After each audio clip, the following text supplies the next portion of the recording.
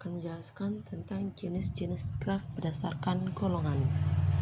Pertama, berdasarkan keterhubungan. Pertama, graf terhubung. Connected graph.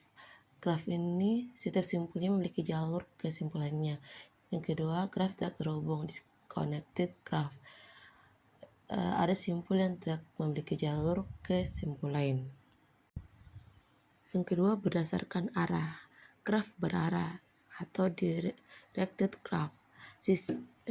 Graf berarah itu sisi memiliki arah tertentu.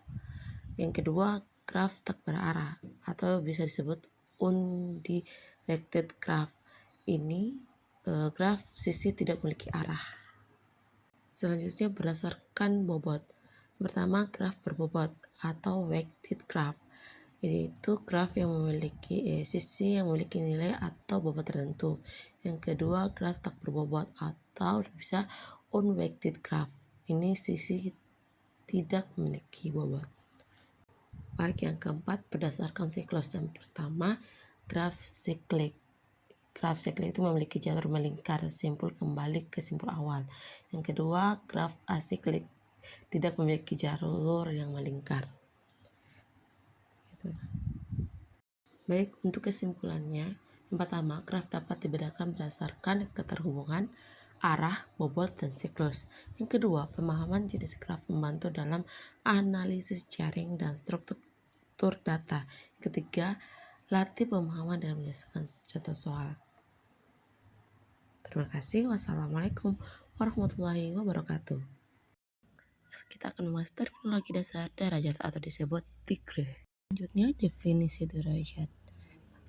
Derajat yang pertama itu jumlah sisi yang terhubung ke suatu simpul. Kedua, notasi atau drag. Kedua, derajat masuk dan keluar graf berarah. In drag, jumlah sisi yang masuk ke simpul. Out drag, jumlah sisi yang keluar dari simpul. Tiga itu simpul khusus. Berikut ada contoh soal 1, graf tak berarah. Diberikan graf dengan simpul A, B, C, D dan sisi AB, AC, BC, BD, CD. Pertama, tentukan derajat setiap simpul. Kedua, hitung jumlah total derajat graf.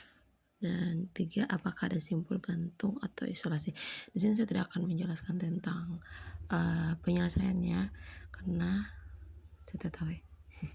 Soal 2, graf berarah. Diberikan graf dengan simpul PQR dan sisi P ke Q, Q ke R, R ke P, R ke Q.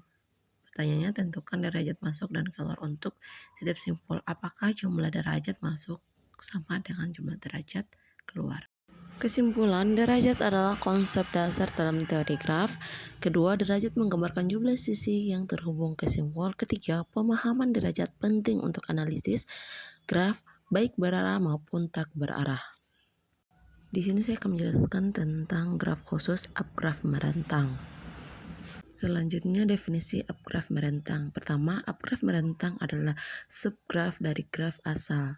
Yang pertama, melibatkan semua simpul dari graf asal. Kedua, tidak mengandung siklus. Yang ketiga, berbentuk pohon.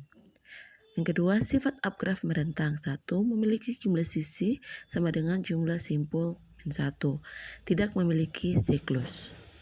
Proses mencari upgraf merentang. Pertama, pilihlah simpul awal. Kedua, tambahkan sisi yang menghubungkan simpul tanpa membentuk siklus. Ketiga, ulangi hingga semua simpul terhubung.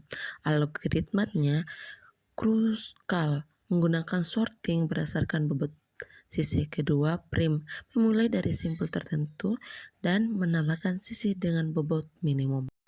Contoh upgraf merentang. Diberikan graf simpul A, B, C, D. Sisinya ada A, B, A, C, B, C, B, D, dan C, D. Salah satu upgraf merentang, simpulnya A, B, C, D. Sisinya A, B, C, dan C, D. Jumlah sisi 4 kurang 1, 93. Tidak ada siklus.